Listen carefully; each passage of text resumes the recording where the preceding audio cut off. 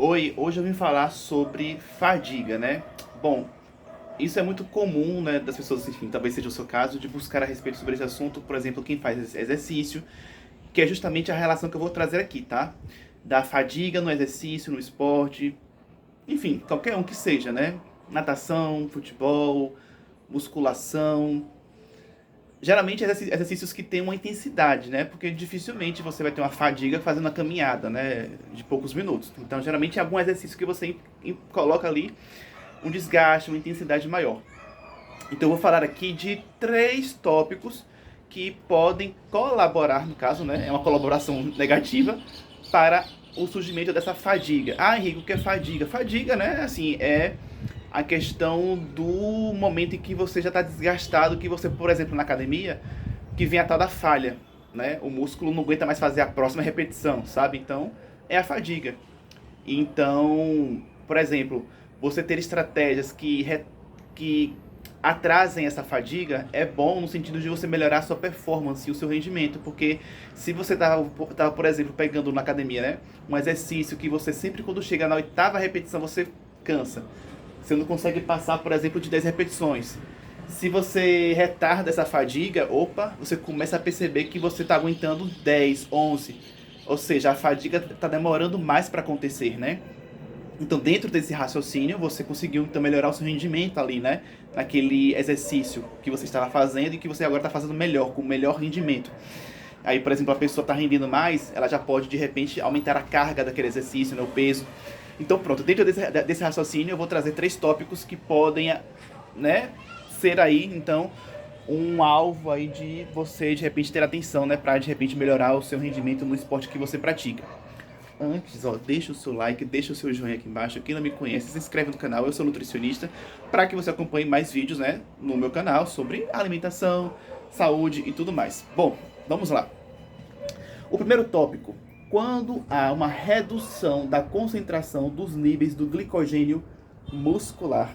Esse é um fator que pode já estimular a fadiga. Por quê, gente? Glicogênio, brevemente, né?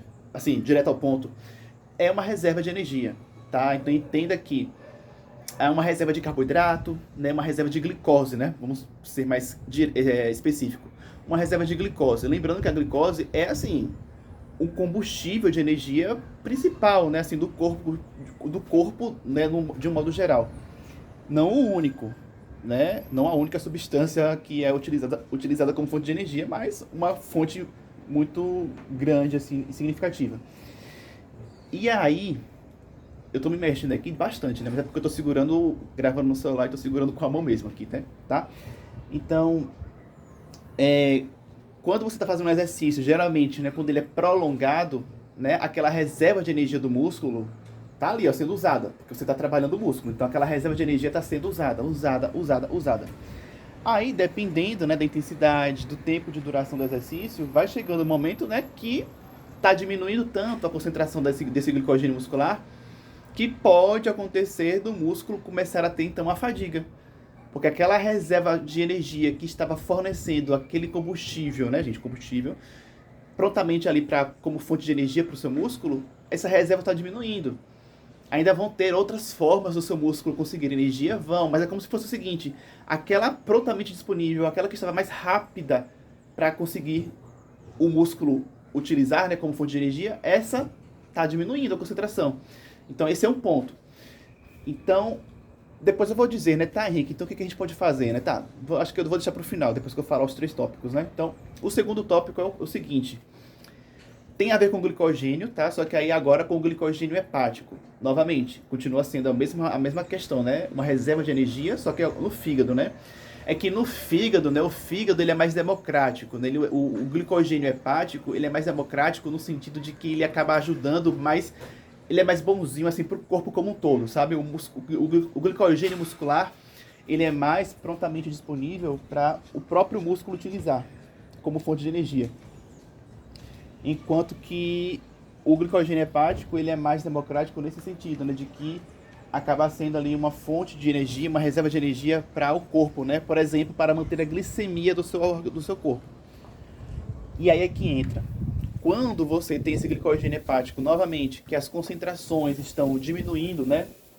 A concentração desse glicogênio hepático está reduzindo, e ele é muito importante para manter a glicemia. Pensa só, se a reserva desse glicogênio hepático está diminuindo, está caindo, você vai estar comprometendo a manutenção da sua glicemia. Então, naturalmente, é um mecanismo até de defesa do seu corpo, né? Você começar a ter fadiga. Para você, opa, ó, para de fazer esse exercício aí, para literalmente você não estar mais conseguindo fazer o exercício, para que você não prejudique a manutenção da sua glicemia, porque a glicemia, se ela baixar demais, né, você entra em hipoglicemia, você pode ter tontura, um desmaio, então assim, né, que seriam mecanismos também de defesa. Se você não parar pela fadiga, você pode acabar parando por uma tontura, por um desmaio, ou seja, não parou não, assim, tudo bem que seriam casos extremos, tá, gente? Não é tão comum ninguém ficar desmaiando na academia, né? Não é tão comum. Mas poderia acontecer nesse sentido. O raciocínio, né, digamos, seria esse, né? De você entender que se você não parou pelo aviso que o seu corpo estava te dando de que você já estava cansado e mesmo assim você continuou, aí a pessoa pode até ter um desmaio para que você pare literalmente de fazer o exercício para te proteger, para que a sua glicemia não caia ainda mais, entende? Então, basicamente, né, nesse sentido, o glicogênio hepático também reduzindo, você tem, então, uma forma de você acabar ajudando a favorecer a fadiga. E aí vamos para o terceiro tópico, que envolve também, né, a redução da concentração, só que de um outro elemento, que é a creatina. Talvez você já tenha ouvido falar, né? Inclusive porque é um suplemento, né? A gente pode suplementar a creatina. A gente tem creatina no nosso corpo, a gente pode obter creatina pela alimentação, mas a gente também pode obter a creatina pela suplementação, né? Inclusive é um dos suplementos mais bem conhecidos aí. Então o que acontece? Quando essa creatina endógena, ou seja, aqui a gente tem do próprio organismo, ela começa a reduzir a concentração, por algum motivo, tá? Enfim, tanto pelo uso ali do exercício, você usou tanto as suas reservas de creatina, né? Ou porque você não consome muitas fontes de creatina, enfim. Então você está usando. A creatina é uma fonte também de fornecimento, né? De auxílio no fornecimento, reciclagem de ATP, que é o ATP é uma moeda energética, né? Então é uma substância que o nosso corpo produz para ter a energia, né? Que a gente precisa. Energia essa, por exemplo, para movimentar os músculos, né, durante um exercício. E aí, quando você reduz a concentração de creatina, novamente, pelo mesmo raciocínio, né, de você atrapalhar no fornecimento de energia, pronto. Você aí agora está comprometendo e gerando um auxílio para sentir a fadiga mais cedo. Pronto, esses eram os 3 tópicos. E aí agora eu vou falar aqui, tá, Henrique, o que é que eu posso fazer? Bom, na parte do glicogênio, né, o raciocínio é o seguinte. Sempre que você, por exemplo, treinou, entenda que você agora precisa fazer um processo de recuperação. Você desgastou ali o seu corpo, né? Os seus músculos. Então, por exemplo, você precisa repor esse glicogênio comendo, tá? É lógico que, dependendo do caso, uma suplementação de carboidrato pode ser necessária, mas, né, de um modo geral, a princípio, né, você tem que pensar na sua alimentação.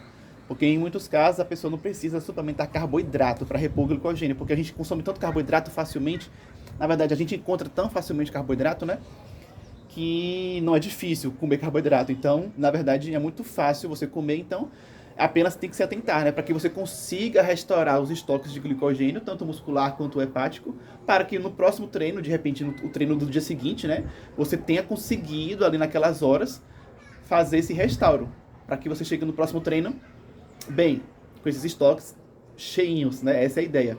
No caso da creatina é o mesmo raciocínio, né? Você tenha que então ter atenção a consumir fontes de creatina, né, na alimentação, ou quiçá, né, no caso, uma suplementação, lembrando que eu recomendo, é claro, que você nunca faça isso por conta própria, embora a creatina seja, né, um suplemento muito seguro, mas é aquilo, cada caso é um caso. Então, assim, até porque tem o lance da dosagem, né? Como usar, em que momento. Então, questões, né, envolvendo isso, gente, é muito bom que você tenha uma orientação de um profissional. Então, faça um acompanhamento com um nutricionista de preferência para que você não faça nada equivocado, né?